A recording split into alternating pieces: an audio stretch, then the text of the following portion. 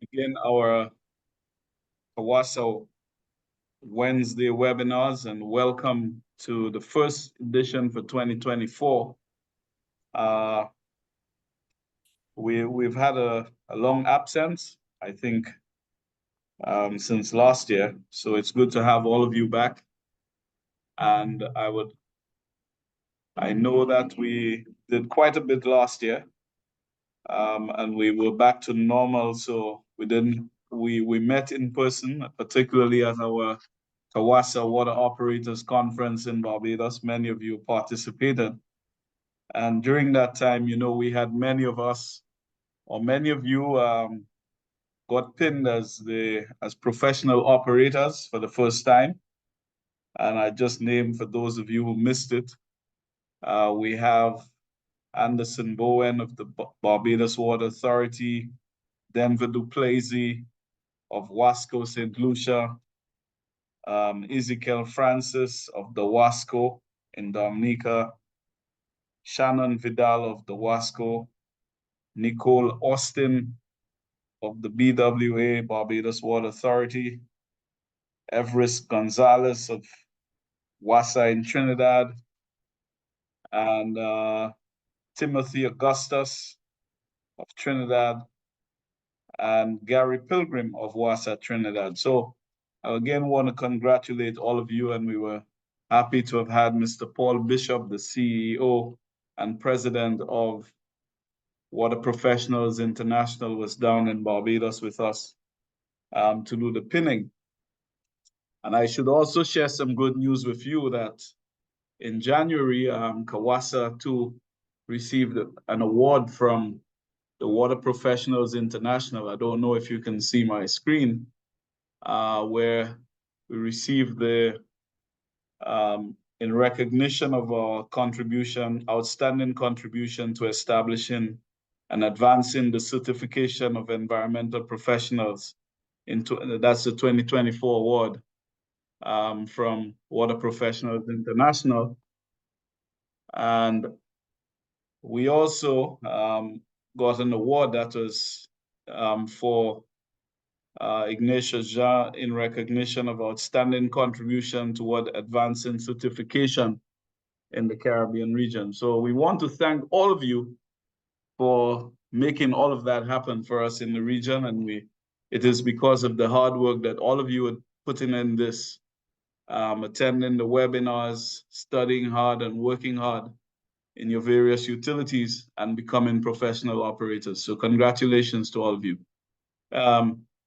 This evening we have with us, no stranger to us though. This is Mr. Carl Yates, who has lots of experience in the water and utility profession, having served as the project engineer, chief engineer, general manager of Halifax Water Commission from 1988 to 1996, sorry. And in 1996, he was appointed the general manager of the Halifax Regional Water Commission in Halifax, Canada, which assumed the regional mandate after municipal amalgamation of the Greater Halifax area in 2019. No, that is after retirement in 2019, he formed his own consulting company to promote and support sustainable water management. Under his leadership, he received the FCM Sustainable Community Award in the water category in 2005 for innovation, water loss control, the CSCE Excellence in Engineering Innovation Award in 2014 for advances in pressure management, WRF Outstanding Subscriber Award in 2018 for research contributions to the water industry, and the NS Lieutenant Governor Award for Engineering Excellence in 2019. And Mr. Yates received the AWWA George Warren Fuller Award in 2010 for exemplary leadership and contributions to the waterworks industry. In 2019, he was awarded the NS Engineers Sexton Gold Medal for exceptional achievements in engineering practice and contributions to society. So I can go on and on with his CV, but he's there with us and will tell us a little more. I think that's enough. I think you've done me more than justice. And then he will present to us on his experiences in Eskasoni. It is. Yeah, you got it. Eskasoni, right? Yeah. In incident command systems. And this is a really critical area for us, particularly we live in such a vulnerable environment. We have done some ICS training with Operators Without Borders, I think somewhere back in 2020. And so here it is another good opportunity for you to be made aware of those experiences. Welcome on board, Carl Yates.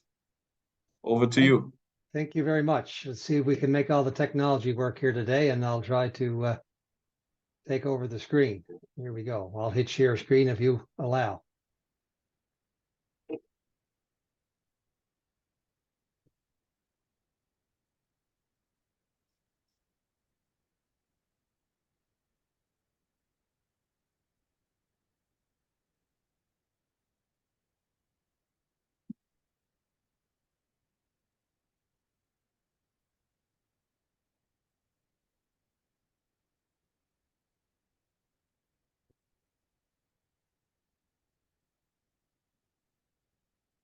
Yeah, I'm hoping you might be able to see that here on your screen. Can you see anything? At the bottom of your screen, you should see a green arrow which says share screen.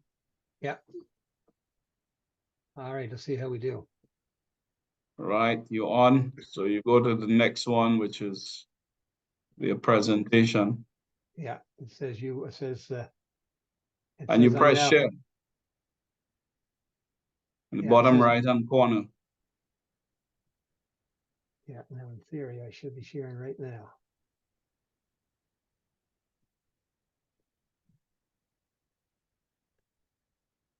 Can you see your screen? That's correct. You on? I'm on. Excellent. Well, that's beautiful. Okay. Well, we'll start, as you say, with a word from our sponsor.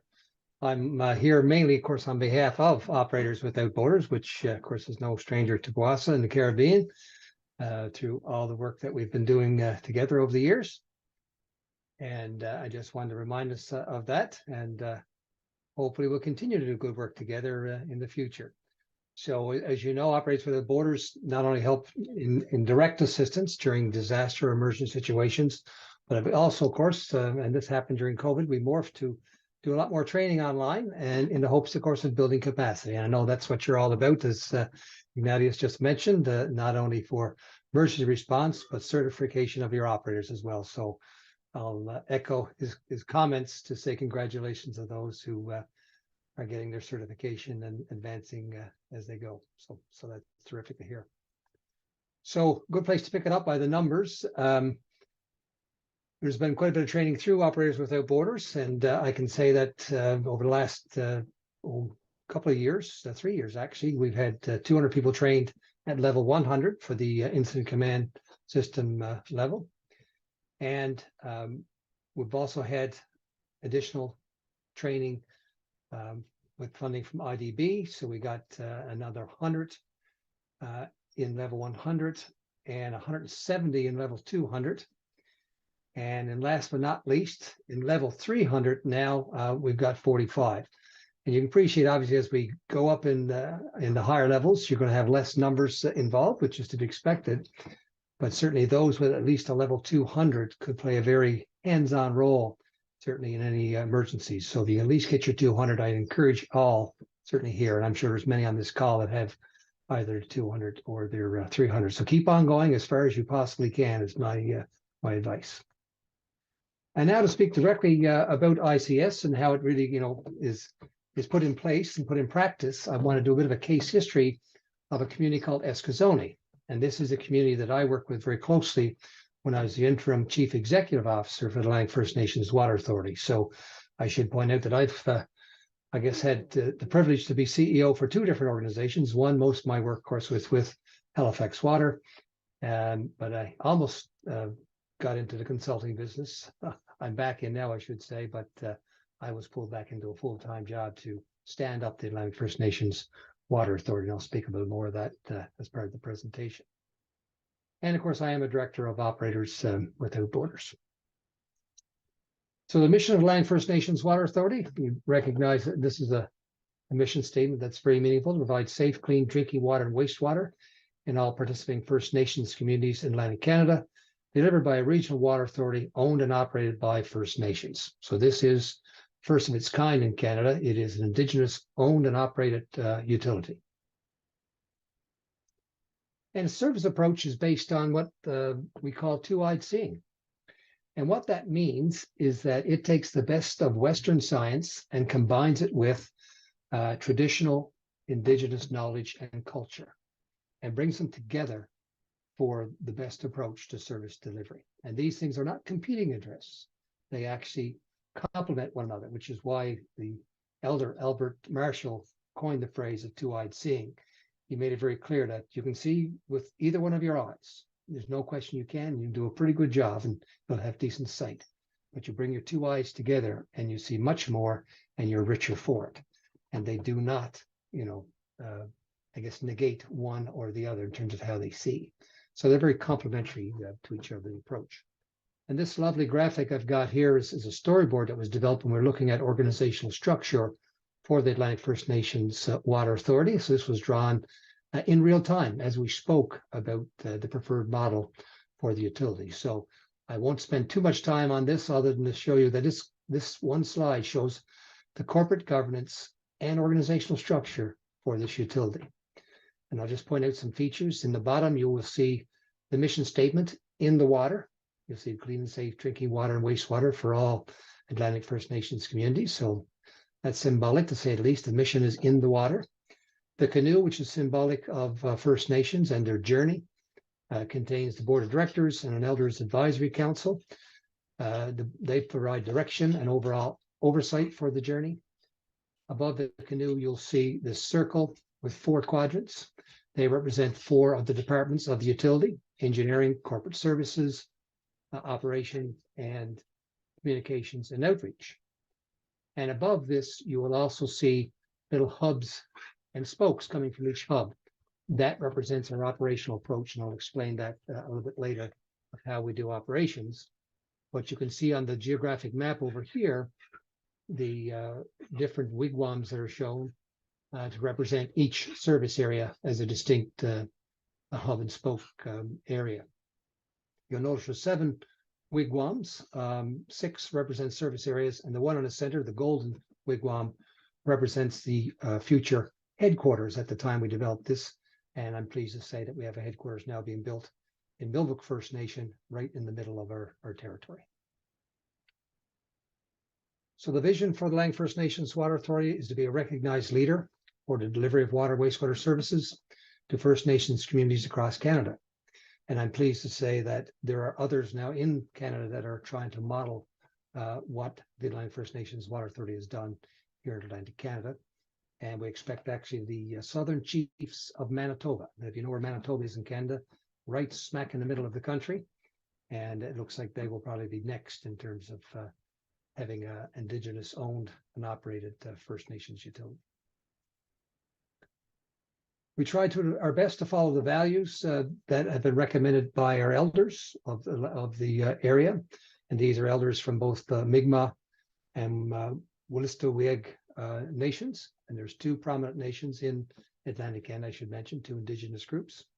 And these are the 7 grandfather teachings. And I'm sure you would recognize many of these names and probably incorporate it into some of your own values into your own utility.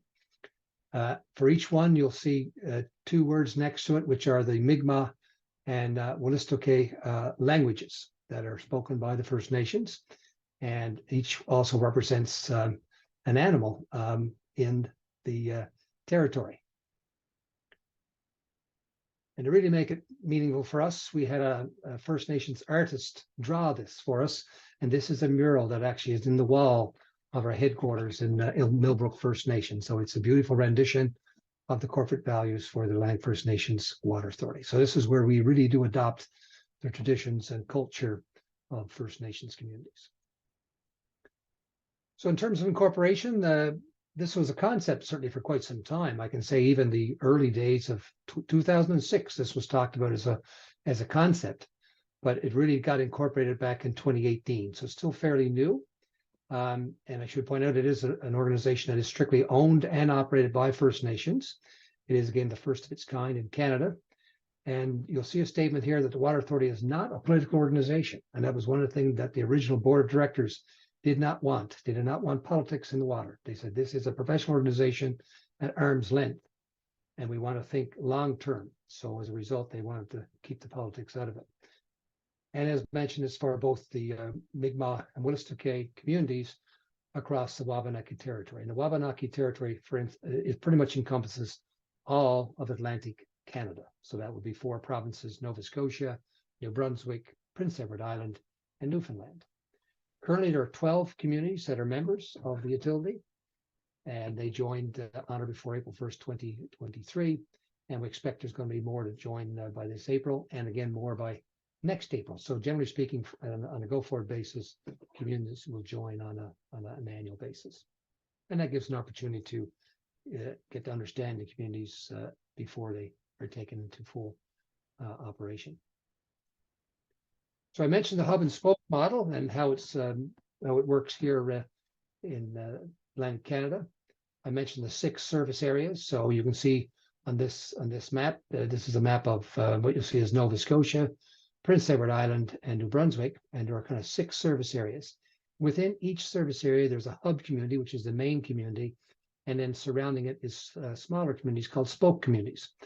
And just to give you a sense of what we're going to talk about, and hopefully you can see my mouse here, this shows the service area we're going to speak to today with Eskasoni right in the middle. So Eskasoni is the largest First Nations community in Atlantic Canada with water and wastewater infrastructure. So what you're seeing on the screen, hopefully you can see at the far right here, this kind of cloud that shows several communities, but Eskasoni is right smack dab in the middle. And the reason this works so good as a hub and spoke model, you've got this hub community, and these other communities are probably not much more than an hour to an hour and a half drive. So you can see how they can work closely together as a unit to provide effective and efficient service. So this was designed with geographic proximity as the basis for who was included. A lot of what Atlantic First Nations Water Authority does is based on good risk management practices, and I think it's important to put things in context, including ICS, where how it fits into a risk management scheme for utility. But at AF&WA, it is integral to the asset management framework, so you'll see it embedded there.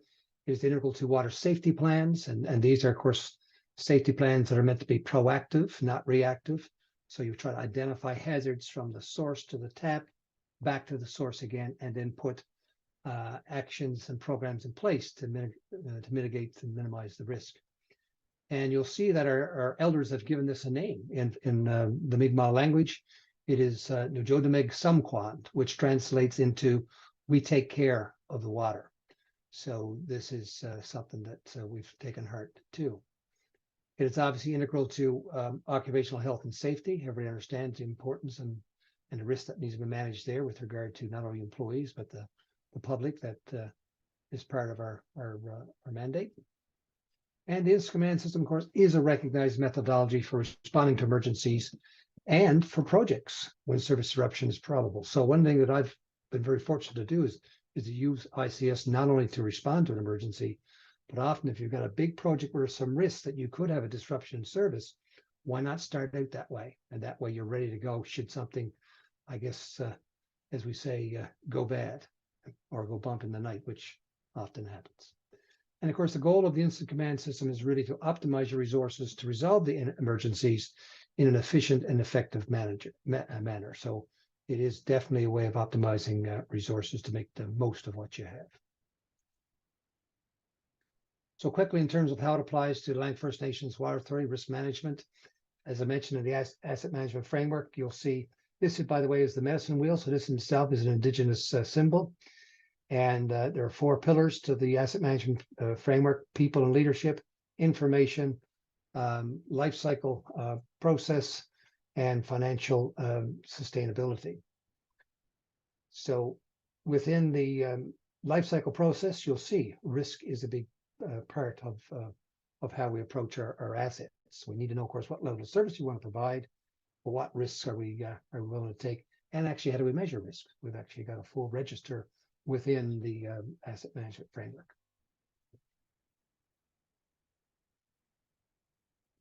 And in terms of our oversight framework, I mentioned the Nojodamig Sumquan approach. This is the proactive approach, the water safety plans. We call this our internal standard of care. And this is where you identify all the risks from the source to the tap, back to the source again, and try to put programs and practices in place to mitigate and minimize that risk. And of course, there's other things you'd expect. We've got standards we've got to adhere to, and we do have oversight entities that look over our shoulders to make sure that we are delivering the quality that we say we are going to. So we'll speak now directly to ICS. And early on in the journey, after incorporation, we had hired the management staff. We recognized right away that we need to put together an emergency response manual. So we developed that in the fall of 2021. And integral to that, of course, was the inclusion of the incident command systems. That's fully embedded in our emergency response manual. So we started training in the fall of 2021 and again in winter of 22. So I got the first group of employees all trained up. And as, of course, employees were hired, it becomes part of their training as well, starting with, of course, level 100 and generally trying to go as far as we could, in particular with operations staff. I can say all operators will need to have at least a level 200 and all supervisors and managers at least a level 300, and the directors of the organization have to be trained to level 400. So you can appreciate the different levels that are required. The Enterprise Risk Management Framework, which was developed by management, was approved by the board in January 2022. And this looks at all the risks across the organization. But part of that entire risk management framework was, of course, the adoption of the incident command system as a way that we could mitigate risks in potential, as I said, responding to emergencies, but also when we're planning some of the bigger capital projects where there could be disruptions in service. So to speak to our case history in Eskasoni, and interesting as we started today with discussions, we traded a little bit of banter, myself and Ignatius, with regard to some of the weather, and of course, and I told Ignatius that we had a meter and a half of snow up in Cape Breton in the last 2 weeks ago, which was quite something. Surprisingly enough, roughly a year ago, we had an extreme cold event. A polar vortex actually descended upon the province of Nova Scotia, and we had bitter cold. It was like down around minus 30 degrees Celsius for an extended period of time. So yes, that's damn cold. We jokingly say it's nice to get around 30 degrees Celsius, but this is the opposite side. This is minus 30. Many municipalities and First Nations had a lot of trouble, obviously, with that. A lot of freeze-ups of water pipes, a lot of pipes breaking, a lot of water main breaks. So things got out of hand pretty quickly in Eskasoni.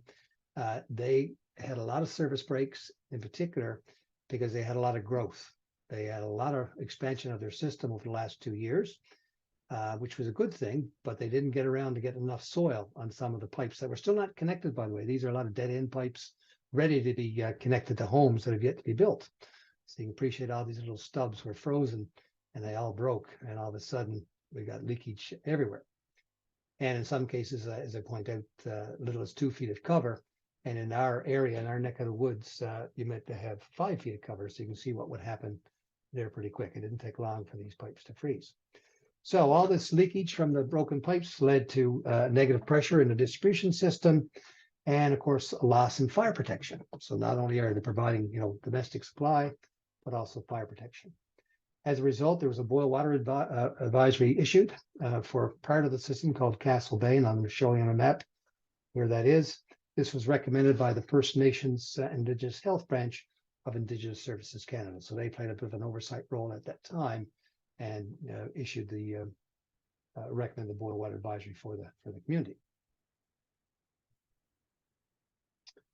So here's a bit of a graphic that shows the two systems actually within Eskasoni. So I mentioned the Castle Bay system, and I'm hoping you can see the mouse. I hope I got it on the right screen. Correct me if you can't see my my mouse, but Castle Bay system consists of a well house that pumps water through a series of mains all the way up to a reservoir. Here's the Castle Bay reservoir, which actually was pretty much drained with all the water main breaks. And the other side is called the East Bay system. It also has a well house and a tank to control the water levels. And it's got a pressure reducing valve in between. So technically, water could flow from Castle Bay to East Bay. That's what was designed to do through this PRV. So I should point out that Castle Bay has a higher hydraulic grade line. In other words, a higher water level than East Bay. So water could flow through this PRV if you wanted to. But at the time, and it's still the case, this actually is closed. So they're actually treated as two separate systems, which at the time worked out pretty good because East Bay did not have the same issues because it's a more older part of the system, not as much growth there, and we didn't have as many water main failures. So important to remember these features, the Spencer's Lane well house, and you'll see we discovered some issues as part of our response with that entire system, and the Castle Bay water storage tank. So these are important features that I'm going to continue to refer to. So in terms of involvement by the Atlantic First Nations Water Authority, at the time in February last year, the Atlantic First Nations Water Authority was not in charge because the assets were meant to be transferred on April 1st. So everything was moving towards a transfer. And at the time, we were, of course, getting familiar with the systems and getting ready, but still was not in control. So that was an interesting place where we really couldn't, interject with how we'd like to run things because we did not have that responsibility. But on April 1st, which is about less than 2 months after the initial deep freeze, the utility had direct responsible charge for the system. So the day after we received the authority for the system, I declared a state of emergency. And adopted, of course, the incident command system in response. So right away, right out of the gate, we said we can't fool around with this. This is serious, and we got to work. And normally the CEO would not develop a Form 201, and hopefully you all know what a Form 201 is now. It's really, I think, it's one of the most important forms you can fill out. It's the early form. So as soon as you know you have a situation, the Form 201 comes to bear, and you start the response. So I developed the Form 201, assigned the superintendent of operations as the incident commander, and I made recommendations of who should be on the command and general staff. And obviously you're familiar with those terms of command and general staff with the training that you've taken. So this is what the organizational structure looked like on April the 2nd. We had assigned an incident commander, as I mentioned, the operations superintendent. There was, of course, command staff and general staff recommendations, which were accepted. Of note, of course, our safety officer was critical in this situation. The liaison officer to basically liaise with other federal agencies and regulatory agencies, and of course the information officer to make sure that the public and the customers were well informed as the response progressed. And of course, under general staff, there was a planning chief, which actually had turned out to be the director of engineering. We assigned him that role. Operations chief was another superintendent, the superintendent of technical services, and the finance logistics chief was the director of corporate services. And you'll see we combined finance and logistics into one division, and that was deemed to be suitable, with one person, of course, in charge with her team. So as we developed the Form 201, and hopefully this is something that you remember from some of your training, we like to use the acronym PPOST. So before we go jumping in to respond, we have to step back and just think a little before we put things in place and get on the ground in response. And very important to identify your problems first. What are your priorities? What are your objectives? What are your strategies, and what are your tactics? And that is a very common approach to emergency response, in particular objectives, strategies, tactics. Take them in that order. Unfortunately, and you've seen this, and we're all guilty of it, we often want to jump right away to tactics. And this is where the discipline of ICS comes to bear. It wants you to really, take stock of the situation before you respond. Because as the saying says here, only fools rush in. Sometimes you can cause problems by not having your ducks in a row and things really align the way you should under ICS. So I always start with that. What are your problems, priorities, objectives, strategies, and tactics? So here in terms of the problems at Eskasoni, well, it's okay to name the obvious, but distribution system continues to experience significant leakage as a result of an extended cold period. So there's still water leaking everywhere. Water levels in the Castle Bay Reservoir at best got to 10 feet, way below what was necessary for fire protection. So you don't have fire protection. And this was something interesting we discovered as we were getting into it, that the Castle Bay Reservoir, which I showed you on the map earlier, is about 4 kilometers away from the Spencer's Lane pump house. And as a result, there's inadequate chlorine contact time. So there's no actual appropriate chlorine disinfection for the majority of customers in that system. As a matter of fact, the closest customer to the Spencer's Lane pump house was about 155 meters away. So you appreciate there's chlorine injected at the Spencer's pump house, but it has no time to actually give the correct contact time for that first customer and many more. I mean, obviously, as it goes along halfway through, you might have enough, probably within 2 kilometers, you'd easily have enough chlorine contact time. But nonetheless, we couldn't take that chance and realize this is a serious deficiency. And we had to put plans in place to correct that as well as the other problems. And I'm sure many of you experienced this problem in your own systems. Many of your shutoff valves are either broken or buried. It happens in all municipalities. I've seen it in Halifax water as well. Somebody pays over a valve and forgets about it, and until you need to access it in the middle of the night and can't find it, and then you're all frustrated. So, it is unfortunately a common occurrence. It does happen. And sometimes these valves, the shutoffs, don't work. The spindles are broken, or the valves are inoperable. So that was a problem, and also confusion on the status of the boil water advisory. A lot of people weren't necessarily paying attention to it, so we actually had to reinforce it and say, look, folks, there is a boil water advisory, and please don't drink the water until we advise you otherwise. And right out of the gate, the issue of safety came up. We've got a lot of different work sites that we've got to work through, and there's some serious risks here. We're talking about traffic control, trench excavations. We're going to be digging a lot of holes in the ground. We've got confined spaces to deal with.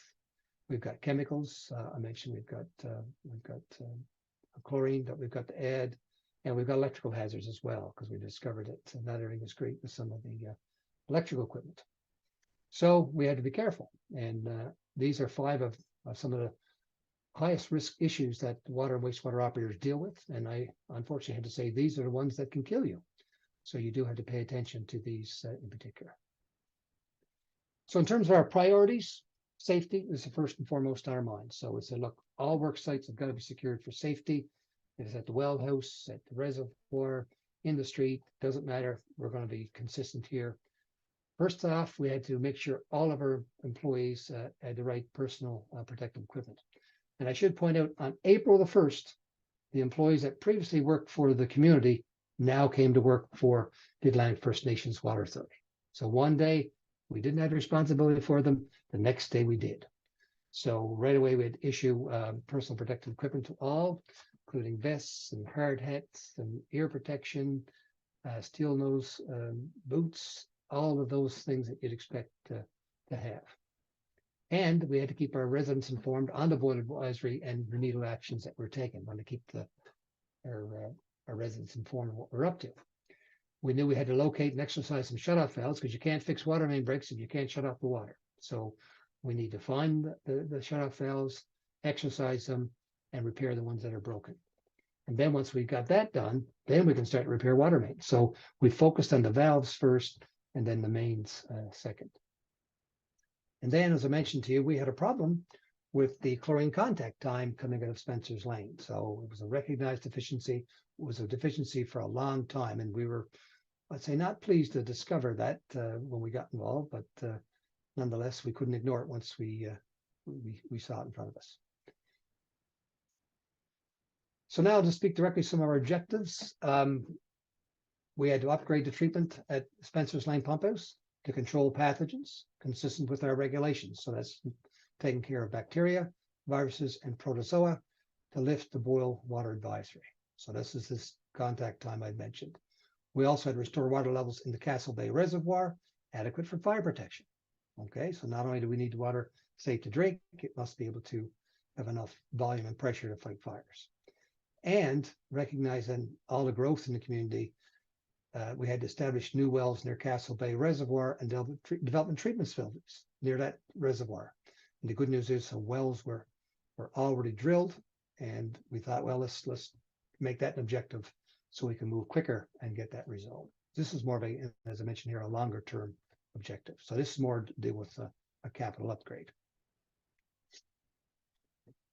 So in terms of strategies to upgrade the treatment plant at the Spencer Lane Pump House, we had two options to look at there. One was to install a pipe loop. So basically install an extended water main in the area so that we can get our contact time. We even talked about a reservoir, but realized the pipe loop actually couldn't be incorporated into future works. So we were able to make good use of the pipe in the short term and the longer term.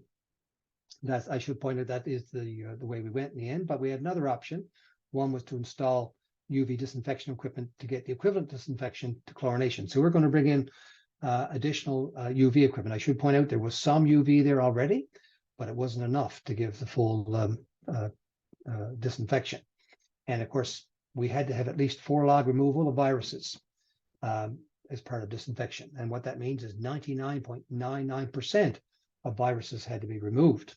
And the reason that was so is because the well was under the direct influence of surface water. And I'm assuming you have similar classifications of your wells in the Caribbean where there's problems with infiltration of surface water and contaminates the groundwater, or has the potential to contaminate the groundwater. And the acronym, of course, we use here is GUDI, and it stands for groundwater under direct influence. So that meant we had to be very careful with our disinfection there. So in terms of tactics, now we're getting to look at each of our strategies. Okay, if we have to install this pipe loop to give ourselves the contact time with chlorine, what do we do? What tactics do we use? Well, we hire a consultant. We had a consultant that was doing a lot of work for us. So this was sole source, by the way. This is the thing about incident command. It allows you to sole source. So it cuts through a lot of, I guess, the strict policies you may have in place because there is some urgency. We also had to conduct a geotechnical investigation to determine bedrock profile in the area, because if we're going to build a loop, we need to know where the bedrock was, especially by the fact that we're going to have to cross the stream bed with this new loop. So very important for us to figure out where bedrock was in that stream crossing. And we had to quickly contact a pipe supplier to find out, hey, can we get the pipe and the valves and fittings in a short period of time? And also what contractors were out there that could quickly go to work with us to carry out this work on short notice. So all these were tactics that were put in place right away, and we were done very efficiently, I should point, and successful in the end. The other one we looked at, though, was installed UV disinfection equipment. Again, hired a consultant. So we actually hired Dylan to do both. So they were working on both solutions at one time. And that's okay, to find the best one. We contacted Nova Scotia Environment to get their opinion on the equivalent credit for UV disinfection.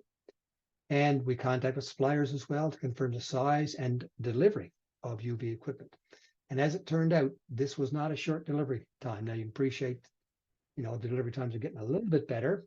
But at that time, certainly the delivery of the equipment we needed was going to take considerable time. So that was one of the drawbacks of installing UV disinfection equipment. So in terms of strategies to restore the water levels in the Castle Bay Reservoir to get, of course, the fire protection back in place, we've looked at possibilities of connecting those wells. I mentioned there was already some wells drilled near the Castle Bay Reservoir. They're not treated. This would be raw water, but there's a possibility we could connect them and feed into the reservoir. We could also supply water from the East Bay system. I mentioned about the other side that was not affected. If we did supply water from East Bay, however, it would be done at a lower hydraulic grade line, because the East Bay system reservoir has a lower water level than the Castle Bay system. So that, would have been a shortcoming, but nonetheless, it was an option. And of course, the other one is definitely to repair leaks in the Castle Bay distribution system as a strategy. So in terms of the tactics to connect the additional wells, we could, do that, but we realize this is wintertime. We'd need to put a pump or a common header that had to be, couldn't freeze because it's still pretty darn cold. So we'd have to hook up the 3 wells into a common header and keep that from freezing. So a lot of complications with that. But then we said, well, in the longer term, let's hire a consultant to start to look at the design of a new treatment plant. And again, we sole source that as well because of this emergency declaration. So this is, in the end, going to be a longer term objective. So the tactics of supplying water from East Bay to Castle Bay, as I mentioned, we could have opened the valve at the PRV station, so we can have just one system. So instead of 2 distinct systems, just one. Now we've already got a boil water advisory. Remember that issued for Castle Bay. If we open the systems, then we'd have to issue the boil water advisory for all residents, because now we have a cross connection, right, with both systems. So that was not necessarily something we wanted to do. But we also said, well, there's another way to do it. We could boost water across that closed valve. So we could hook up a line between 2 hydrants and boost from one system to the other. But like I said already, we had to do this in wintertime operations. We'd had to get a pump installed and put the lines there in place. And we had to be very careful that that didn't freeze. It had to be, manned 24/7, of course, to make sure it didn't freeze and was fully operational. And then we had to go find that booster pump as well. So a little more, I guess, challenging to do that one. And last but not least, repair the leaks in the Castle Bay distribution system. So we knew we had to go, as I mentioned earlier, find the valves, first of all, locate the valves, repair the valves, and then do the leak repairs. So we didn't have the right equipment necessarily to help us with that. So one of the tactics was to purchase a vacuum pressure equipment to exercise and repair broken valves. So I'll go buy a pressure vac equipment to do the job, hire a contractor to repair the leaks. There were local contractors that were available, so that was good. That wasn't difficult. And we also had to hire a consultant to support our leak detection efforts utilizing acoustic equipment. So we wanted to throw everything at it, so including ground microphones, digital correlators, and data loggers. So those are 3 different tools that you can use, of course, to find leaks. And I'm sure many of you on this call have used 1 or 2 of those pieces of equipment.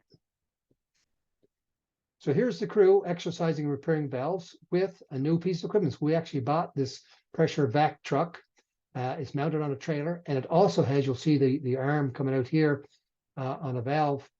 So it actually has an actuator for operating the valves. So it makes it easier, and you don't hurt any backs. Nobody gets a back strain on a valve that doesn't turn easy. So this actually turns the valve for us. So you can see, this is an interesting picture. You'll see 4, if you look closely in the middle of the picture, you'll see 4 valve caps that have been flipped off the box, the Buffalo box. You'll see 1 here, 2, 3, 4. And again, hopefully you're seeing that on your screen, my arrow that's moving around. And I'm pleased to say you'll also see everybody here with their hard hats and their earmuffs and their safety vests and their steel nosed boots. Everything's safe and secure. And we do actually have some flaggers as well to make sure that traffic is controlled through this work site. So this was a wonderful piece of equipment that we went right through the community and took care of all the valves to make sure they're operational.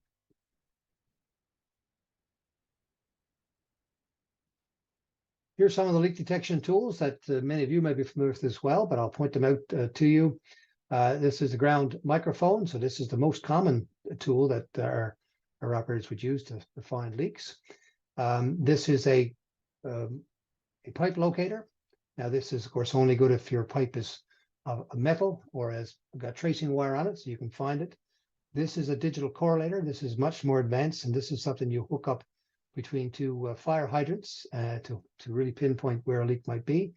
And this shows data loggers. So these are some of the loggers that you can put down in your valve boxes and put them right on the operating nut of the valves, so that you can have a direct connection and listen for leakage, in particular at nighttime. And this is just another listening stick that you sometimes can use here. See it here in the foreground, that you can use inside a home. Sometimes you want to listen on a service line. All useful tools in the right place.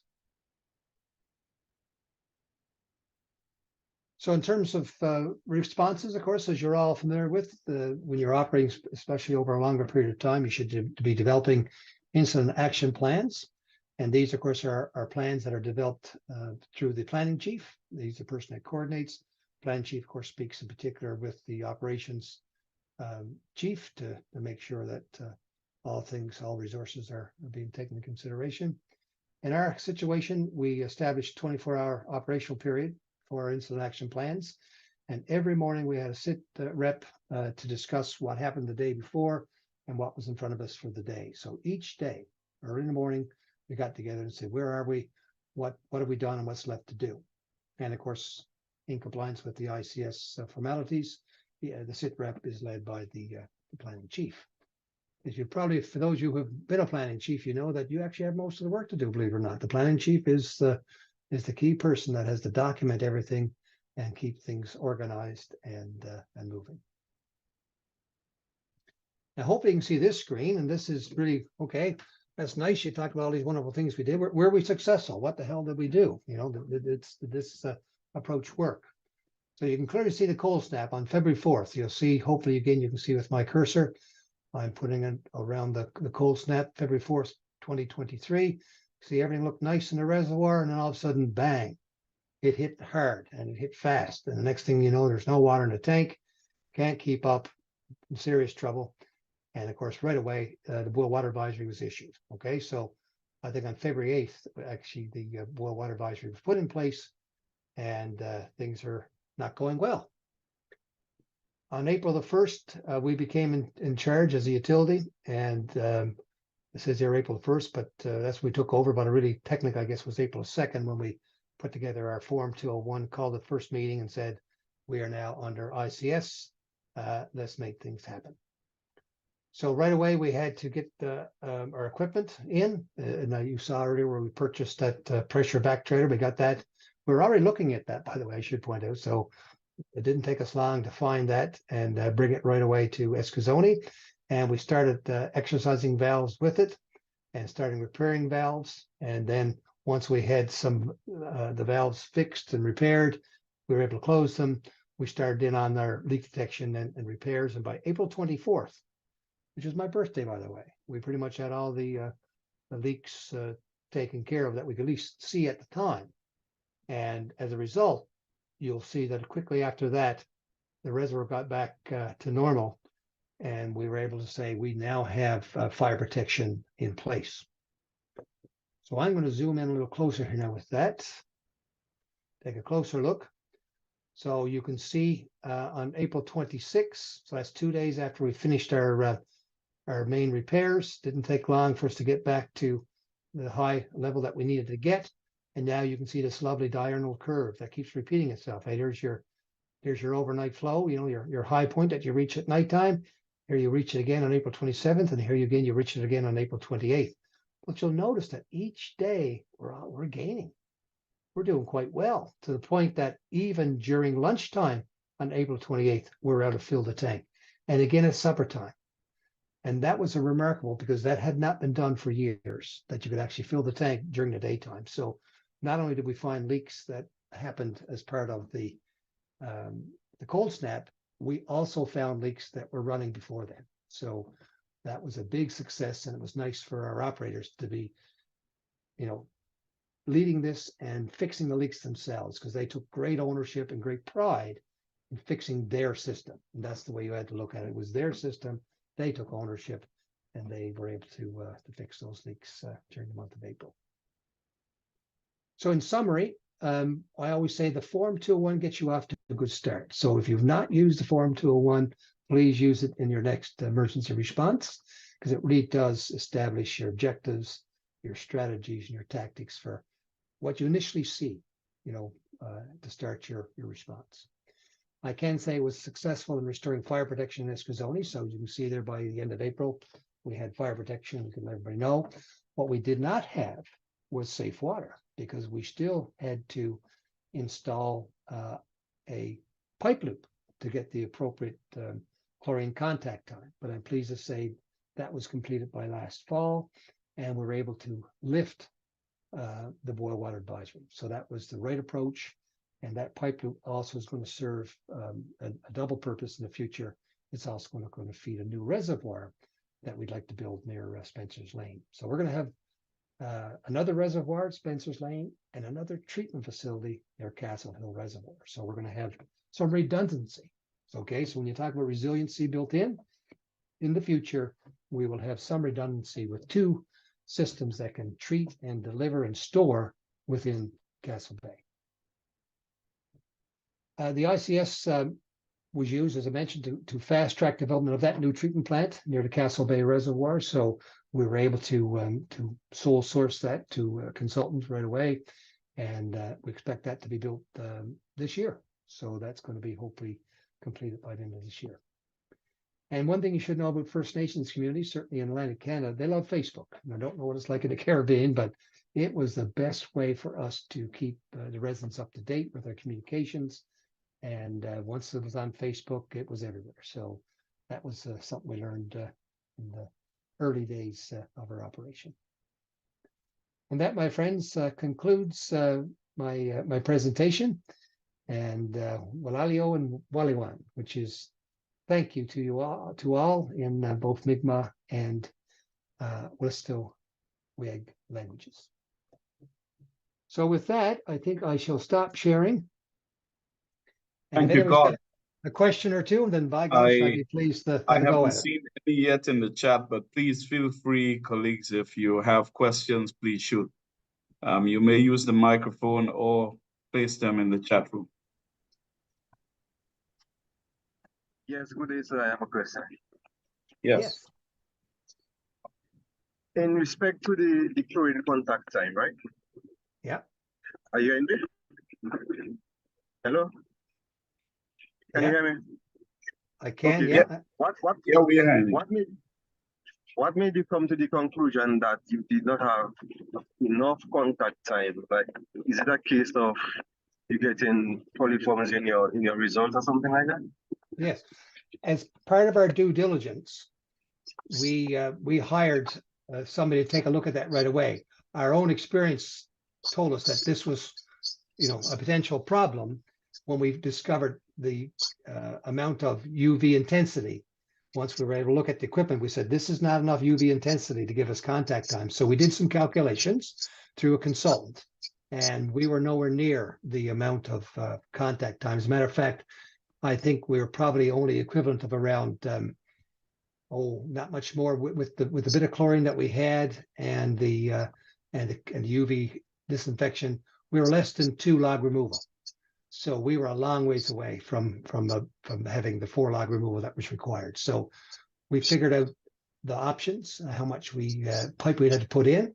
We looked at different sizes. In the end, this may surprise you, but we put a very big main in. We put in a 16-inch water main, even though there was only an 8-inch there, but we coming from the pump house, but we used a 16-inch because we want to minimize the length of the pipe loop. But the 16-inch will be used in the future to feed the reservoir, feed a new reservoir, and also discharge from a reservoir. So we're going to take advantage of that loop. So did you only use UV, or you also had chlorine? There is UV there, a little bit of UV, but we weren't relying on it. We strictly looked at chlorine for the solution of contact time. So we're going to get the full 4 log removal with chlorine contact. So we ignored the UV disinfection that was there. Now it's a bonus. It's good to have, but we did not rely on it. We want to be able to work independent of the UV disinfection. Okay, and another thing is now, so do you have any storage tank? Any storage? Storage tank. I didn't catch that last sentence. Storage. Tanks. Storage tanks. If you said storage tank, the answer is not at Spencer's Lane. That was the problem. There's no storage tank there today, but there will be in the future. So that's one of the things we recognize we need to have for resiliency. So in the future, there's going to be, we're going to keep the Spencer's Lane pump house working. We're going to have a new reservoir up the hill from that pump house. And over at Castle Hill, where I showed you that reservoir, which was 4 kilometers away, we're going to build a new treatment plant to push water into the system. So we're going to have 2 treatment facilities, 2 tanks, and they're going to be built at the same hydraulic grade line. So they will feed one tank into the other tank. Okay, because having a storage tank would actually help with the contact time. Correct. Do not have enough storage. That is correct. But we will in the future with, we'll have more than enough, because we'll not only have the pipe loop, we will have the storage tank as well. Okay, thank you very much. Thank you. Any other questions? I should ask, did we get Valerie? Did Valerie show up in the end, Ignatius? I haven't seen her. I suspect she has some other assignment which may have clashed with this. I know that there's some special assignment she's on these days. Yes, that's not surprising, but like I say, I'll catch up with her, I'm sure, in the next couple of days. But anyway, we'll give her our best when we see her. Yeah. Any other questions? I would have asked, yeah, go ahead, Mr. Myler. You wanted the floor? No. I was going to ask the participants here, how many have done any training in the incident command systems? Just to try to get an indication, you can always pop that up in the chat room. Put your hand up, I guess, Bees. That would be interesting to see. Yeah. That would be interesting to see. Yeah. So we can maybe, as going forward, we may have to run these ICS sessions. Absolutely, we can do that again. Yeah. Yeah, I know that Valerie had some specific ones with, I think, Barbados and Jamaica. Yeah. I believe Trinidad, but it's something that we may have to do again, because it's really important. Because I noted that you suggested in your system that the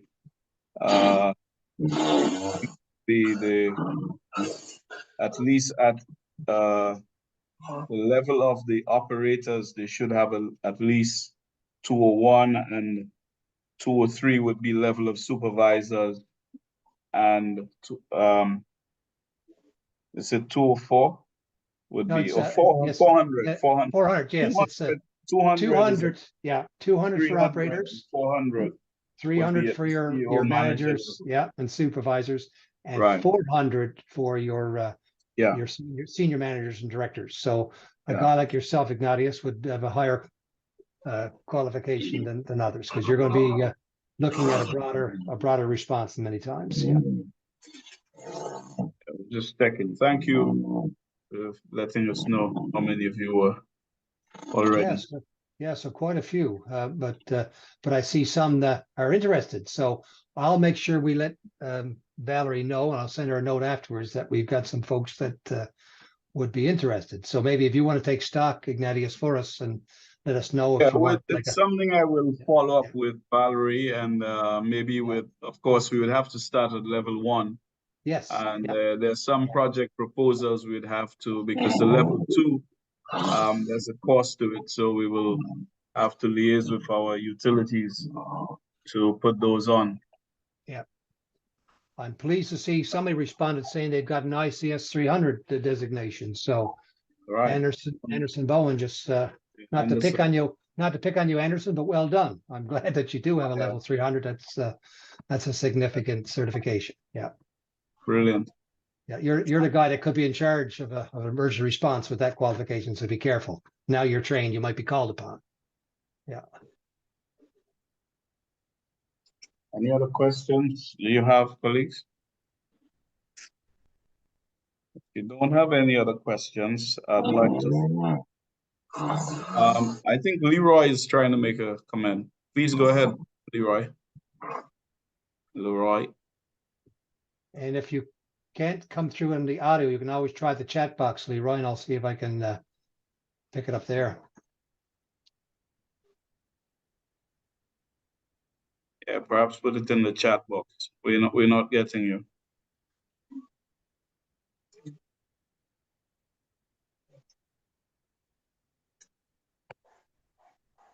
No, we're not getting your sound, Leroy. So I suggest you put it in the chat room. Chat.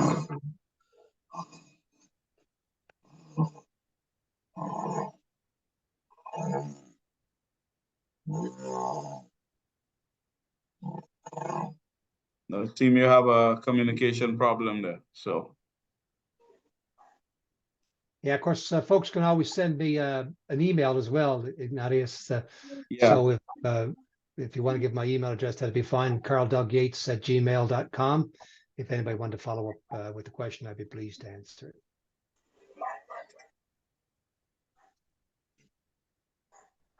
At Gmail. Yeah, so it's Carl Doug Yates at gmail.com. So Carl with a C, Doug, D-O-U-G, Yates, Y-A-T-E-S at gmail.com. Yeah. There, and no dot. I should Carl Doug Yates. So watch out for that. Yeah, Carl. Yeah, Carl yeah, Doug. I'm correct in that. Yeah. D-O-U-G. There you go. Perfect. Yeah. Doug is short. Doug is short for Douglas. That's my middle name. Yeah. Carl Doug Yates. Okay, well, if there are no further questions from our audience, we'd like to thank them for joining us. And thank you again, Carl, for continuing to give us the support. And we especially like to thank the Operators Without Borders, our sponsors, for making this possible, particularly Valerie Jenkinson, who unfortunately couldn't be here with us this afternoon, but she's very much on the ball and keeping us connected with Operators Without Borders and other technical expertise to be on our Wednesday webinars. Next week, we're going to have, that is on the 28th, we're going to have Jerry Hanna and Mark and Hank Marshall of Clear Flow, who will be presenting on wastewater.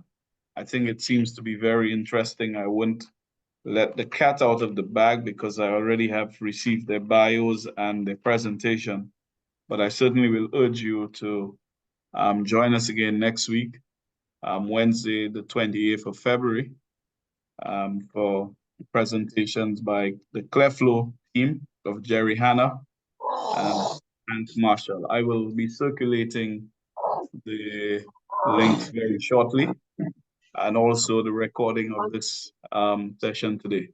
So thank you all. And those of you in St. Lucia, we want to wish you happy 45th anniversary of independence, which is tomorrow, the 22nd of February. And do enjoy yourselves, and looking forward to see you next week. Thank you very much, everyone. Goodbye all, and thanks for the opportunity, and we look forward to following up. Thank you very much. And we're all signing off from CAWASA. If it's Wednesday, it's the CAWASA Wednesday webinars. Thank you very much, and have a good evening. Bye. Take care.